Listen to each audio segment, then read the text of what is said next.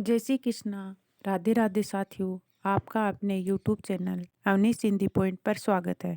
अगर आप चैनल पर पहली बार विजिट कर रहे हैं तो चैनल को सब्सक्राइब कीजिए। अगर आपको पसंद आई वीडियो तो लाइक कीजिए और अपने दोस्तों में शेयर कीजिए। हमने हिंदी साहित्य के इतिहास में आदिकाल, भक्तिकाल और रीतिकाल पूर्ण कर लिया है। आधुनिक काल में भारतेंदु युग को भी पूर्ण कर लिया है। आज हम द्विवेदी युग पढ़ेंगे। आधुनिक काल के कविता खंड की नई धारा के द्वितीय उत्थान काल को द्विवेदी युग के नाम से जाना जाता है। रामचंद्र शुक्ल ने इसका समय 1950 से 1975 विक्रम संवत माना है। इस युग में साहित्य जगत का नेतृत्व आचार्य महावीर प्रसाद द्विवेदी कर रहे थे, इसलिए इसे द्विवेदी युग कहा जाता है। डॉक्टर नगेंद्र ने इसे जागरण सुधार काल कहा है। इसकी समय सीमा 1900 से 1918 ईस्वी तक मानी है। 1900 ईस्वी में सरस्वती पत्रिका का प्रकाशन आरंभ हुआ, जिसे भारतेंदु युग का समापन बिंदु और द्विवेदी युग का आरंभी बिंदु माना जाता है। 1918 में जयशंकर प्रसाद की कृति झरना के प्रकाशन से द्विवेदी युग का अंत और छायावाद का आरंभ माना जा सकता है। तो डॉक्टर नगेंद्र ने इसे क्या कहा है? जागरण सुधार काल। और द्विवेदी युग की शुरुआत सरस्वती पत्रिका के प्रकाशन से आरंभ हुई थी और द्विवेदी जिससे क्या हुआ था, भारतेंदु युग का समापन हुआ। 1918 में जयशंकर प्रसाद की कृति झरना के प्रकाशन से द्विवेदी युग का अंत और छायावाद युग का आरंभ। अब इसमें याद करने लायक बात है कि सरस्वती पत्रिका से तो शुरुआत हुई द्विवेदी युग की और झरना से अंत हुआ। सरस्वती पत्रिका के माध्यम से द्विवेदी जी ने इस युग में हिंदी भाषा का परिष्कार किया था, इसलिए इस युग को परिष्कार काल भी कहते हैं। 1899 में इंडियन प्रेस इलाहाबाद के मालिक बाबू चिंतामणि घोष ने हिंदी की मासिक पत्रिका निकालने का निश्चय किया था।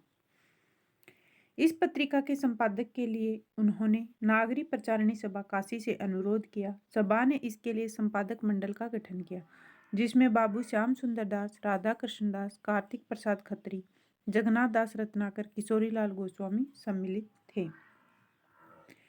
1900 ईस्वी में इस मंडल ने सरस्वती का संपादन किया। वो कौन थे? चिंतामणि घोष। 1901 से 1902 में बाबू श्याम सुंदर दास सरस्वती के संपादक रहे। 1903 से 20 तक आचार्य महावीर प्रसाद द्विवेदी ने सरस्वती का संपादन किया। 1899 में इंडियन प्रेस इलाहाबाद के मालिक चिंतामणि घोष थे, जो सरस्वती पत्रिका के संपादन में इस मंडल में थे। द्विवेदी युग के प्रमुख रचनाकार तो पहले आते हैं आचार्य महावीर प्रसाद द्विवेदी। इनका जन्म 1864 में और मृत्यु 1938 ईस्वी में हुई। सरस्वती पत्रिका के माध्यम से खड़ी बोली को काव्य भाषा के पद पर आसीन किया, इसलिए इन्हें खड़ी बोली का प्रतिष्ठापक कहा जाता है। ये बात महत्वपूर्ण है एग्जाम की दृष्टि से। इनकी प्रेरणा से अनेक कवियों ने ब्रज भाषा को छोड़कर खड़ी बोली हिंदी में काव्य रचना करना आरंभ कर दिया, जिसमें अयोध्या सिंह उपाध्याय हरिओद व नाथुराम शर्मा शंकर प्रसिद्ध है। यानी इनके कहने पर इन दो कवियों ने, कौन से? अयोध्या सिंह उपाध्याय हरिओद व नाथुराम शर्मा शंकर ने क्या किया? ब्रज भाषा को छोड़ करके खड़ी बोली का प्रयोग करना शुरू कर दिया। अनेक कवियों ने अपने लेखन का आरंभ भी खड़ी बोली में किया, जिनमें मैथिली शरण गुप्त, गया प्रसाद शुक्ल स्नेही प्रमुख हैं। आचार्य द्विवेदी एक साहित्यकार के रूप में कम व संपादक व मार्गदर्शक के रूप में अधिक प्रसिद्ध हुए हैं। ये कौन से? महावीर प्रसाद द्विवेदी की बात हो रही है। आचार्य महावीर प्रसाद द्विवेदी ने नायिका भेद को छोड़कर के विविध विषयों पर विविध छंदों में कविताएं लिखने की प्रेरणा ली। अपने निबंध कवि कर्तव्य में द्विवेदी जी ने लिखा है कि यमुना के किनारे केली कौतूहल का वर्णन बहुत हो चुका। अब न परिक्रियाओं पर प्रबंध लिखने की आवश्यकता है, न सविक्रियाओं पर। चींटी से लेकर हाथी तक जीवन पर्यंत जीव, भिक्षु से लेकर राजा पर्यंत मनुष्य, बिंदु से लेकर सिंधु पर्यंत जल, अनंत आकाश, अनंत पृथ्वी, अनंत पर्वत, सभी कविताएं लिखी जा सकती हैं। इनकी कृतियां हैं देवी स्तुति शतक, काव्य मंजूषा, कान्य कुब्ज, अबला विलाप और हिंदी काव्य माला। सिरदर पाठक, इनका जन्म 1859 में और मृत्यु 1927 में। डॉक्टर नगेंद्र ने इन्हें खड़ी बोली का प्रथम समर्थ कवि कहा है। शुक्ल ने इन्हें स्वच्छंदतावादी काव्य धारा के प्रवर्तक मानते हैं। सिरदर पाठक पहले व्यक्ति हैं जिन्होंने प्रकृति का स्वतंत्र चित्रण पर बल दिया है। इनकी अनुदित रचनाएं सिरदर पाठक की हैं। कालिदास के ऋतु संहार का ब्रज भाषा में अनुवाद किया। गोल्ड स्मिथ के काव्य का हिंदी में अनुवाद किया जो निम्न है।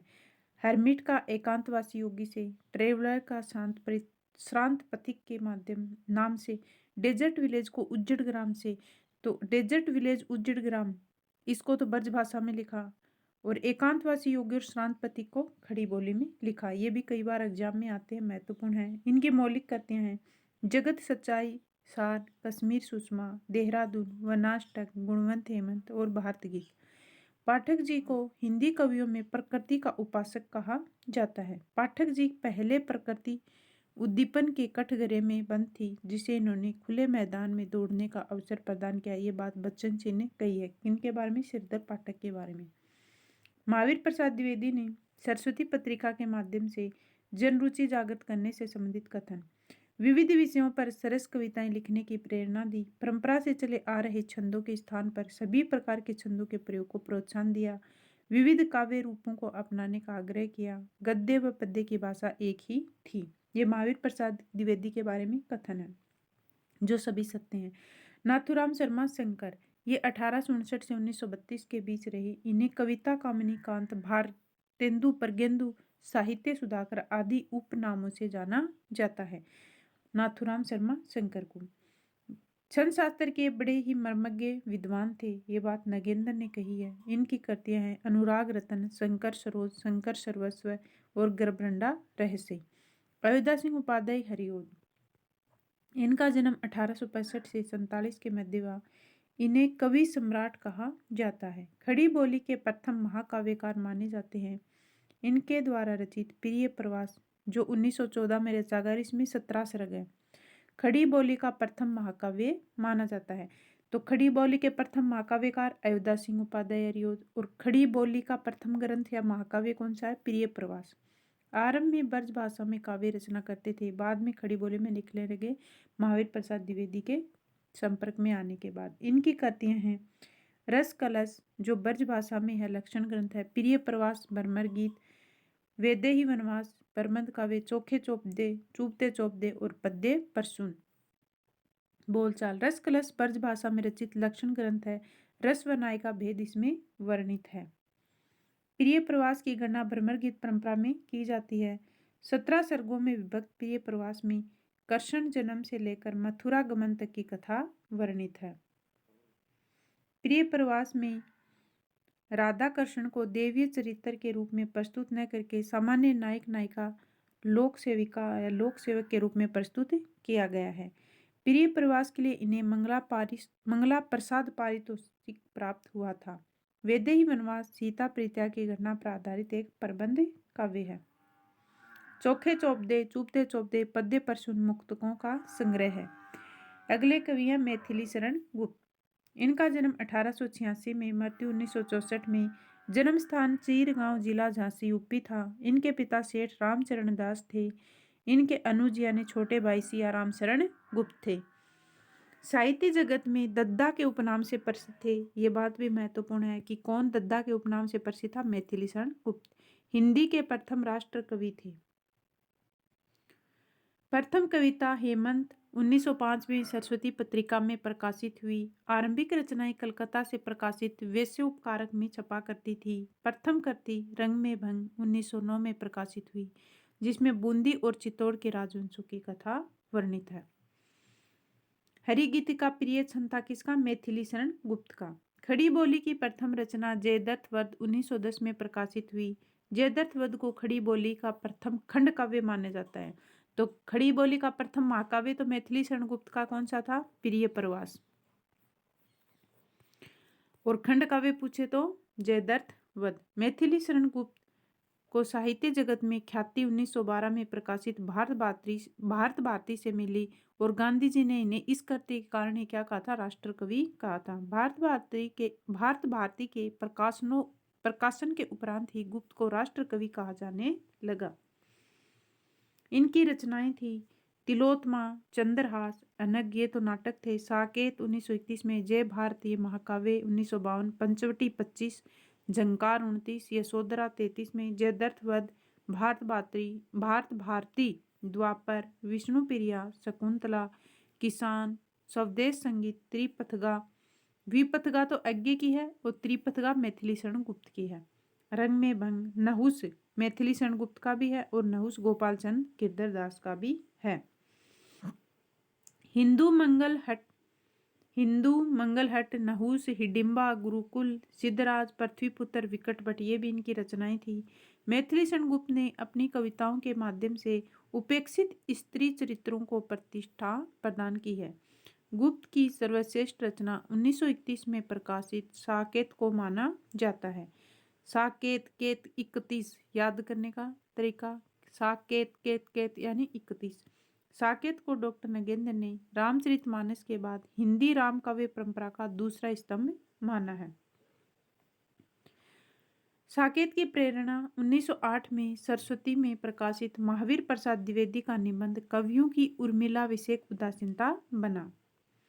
इसके पहले गुरुदेव रविंद्रनाथ ठाकुर काव्यर उपेक्षिता लिखकर इस ओर ध्यान आकर्षित कर चुके थे। साकेत का अर्थ होता है अयोध्या। इसमें कितने 12 सर्ग हैं और 1931 में ये रचित है। इसे पूरे काव्य में कहानी अयोध्या के बाहर नहीं जाती, इसलिए इसका नामकरण साकेत किया गया है। साकेत में कुल 12 सर्ग हैं, जिसमें 9वें सर्ग में उर्मिला का वियोग वर्णित है। ये बात भी महत्वपूर्ण है। कौन सी सर्ग में उर्मिला का वियोग वर्णित है? 9वें।